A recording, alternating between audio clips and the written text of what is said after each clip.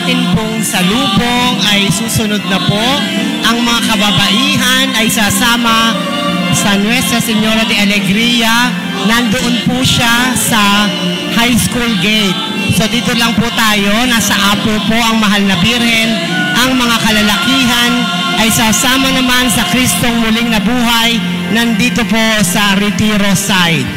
Lahat po ay inaanyayahang sumama sa prosesyon ng salubong na ang Mahal na Birhen ay sasamahan ng mga babae sa high school gate sa Apo.